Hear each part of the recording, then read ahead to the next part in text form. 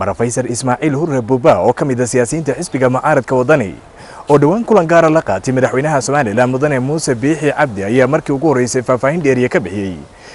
kulankaasi sidoo kale qodobadii ku dugnaa ee madaxweynaha ay ka wada hadleen waxaanu soo qaaday 5 qodob oo tilmaamay inay hayeen kuwa si gaar ah madaxweynaha ay wada falanqeeyeen maalin la weyto madaxweynaha Soomaaliland Muuse Biixi Cabdi waanu is aragnay arrimo badanna waanu ka hadalay in hadilmay muxuu ahaa 2 saacadood ku dhawaaba ay ahayd bay la tahay ayaan wada fadhinay hadalkayagu wuxuu daaraa amba hadilmay ku lug lahaa 5 qodob 5 qodob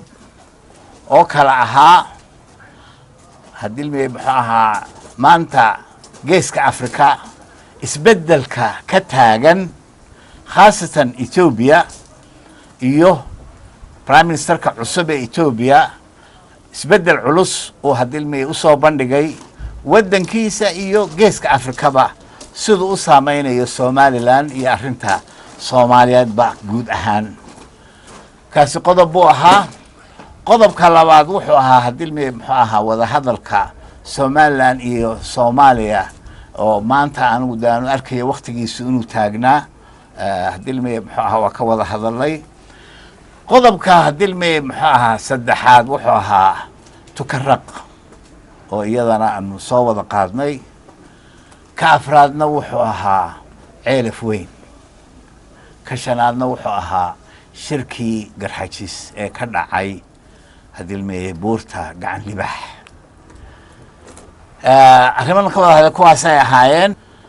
arrimahaas in hadilmay muxuu ahaa loo baahan yahay ayaanu wada eegnay runtii su'aaluhu qodobkaas waxay ka imanayeen xagga madaxweynaha xaggaygana jawaabo ayaa hadilmay u badnaayeen waxyaalaha taagan sida looga dabaalan karo wixii dan hadilmay Soomaaliland ugu jirta halkaas isagoo si wada hadalkiisa waxa uu markii ugu horeysay sharaxaad ka bixiyay fayl madow oo inta badan si weyn baraha bulshada loogu qadaadhigay waxyaabaha ku jira iyo sidoo kale wax ay madaxweynaha kaga wada hadleen hadilmay maxaa fayl kan la weydiiyay waxyaalaha ku jirayna waxaanu ka wada hadlaynay fayl kaas hadilmay waxa ku jiray wuxuu ahaa hadilmay muxuu ahaa mashruucaas weeyaan hadilmay waa aragtaan hadilmay muxuu ahaa waa cali sayare corridor hadilmay muxuu ahaa ayuu hadilmay ahaa kolkaas hadin waxa laga yaabaa faylkii madooba maxaa ku jiray kaasoo ahaa arrintaas hadilmay ahayd arrinanu aad iyo aad hadilmay runtii u gorfaynay oo dan weyn ay Soomaaliland ugu jirto ayuu ahaa waxaanu ahaa hadilmay mashruucaasi arrimahan Ethiopia u tagay ayuu hadilmay kamid ahayd arrintaas ay kamid ahayd Professor Ismaaciil Hurre Buuba ayaa dhanka kale hoosta ka xariiqay madaxweynuhu ka dalbaday inuu la hadlo siyaasiyiin iyo sidoo kale bulshada ay iska garanayaan deegaanka Puntland ee muddo ay soo wada shaqaynayeen si xal waara looga gaadho arrinta tukaraq ee xilligan ka taagan Soomaaliland iyo Puntland tukaraq iyo dhinaca Puntland ambaba reerka ma jeerteen madaxweynuhu hadilmay muxuu ahaa waa deelso soo qaadnay dad badan baan iska naqaanay in hadilmay muxuu ahaa inaan dawladda Soomaaliland aanay dagaal rabin dhibaato si wanaagsan in wax loo xaliyo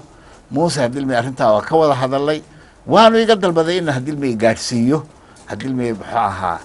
dad badan oo hadilmay muxuu ahaa beesha ka soo jeedaan isnaqaano waanan hadilmay ku dhex jiraa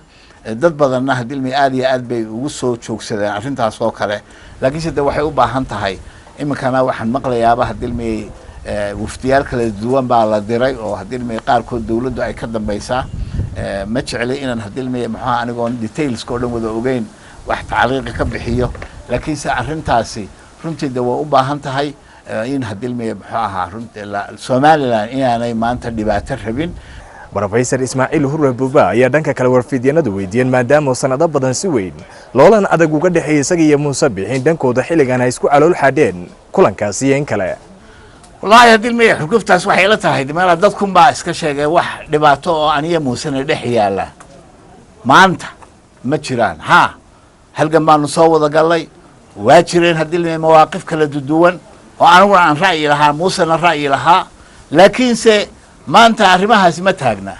sidee hore loogu socdaabay arrintu taagan tahay aniguna dhinacayga waan hadilmi muxuu ahaa ka caddaynayaa maanta halkan wixii ay wax ku hagaagi lahaayeen oo dhan diyaar baanu ahay inaan hadilmi wixii aniga igaga beegaan qabto arrimihii ugu dambeeyey ee hadilmi muxuu ahaa ku saabsanaa 94kii iyo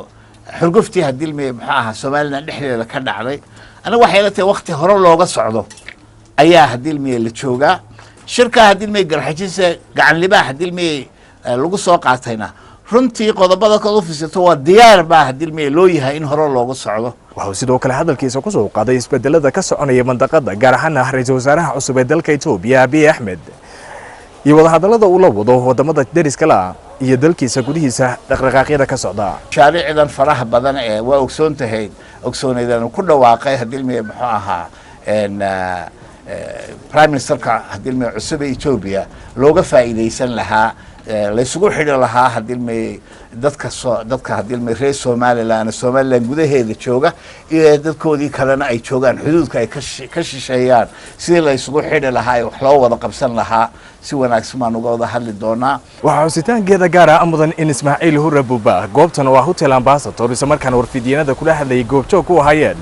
xubnaha guddiga siyaasadda ee Beelaweynta Garxaajis oo xiligan uu ka yahay gudoomiye Faysal Maxamed Aadan Faysal FIFA TV-ga caalamiga Somali Cable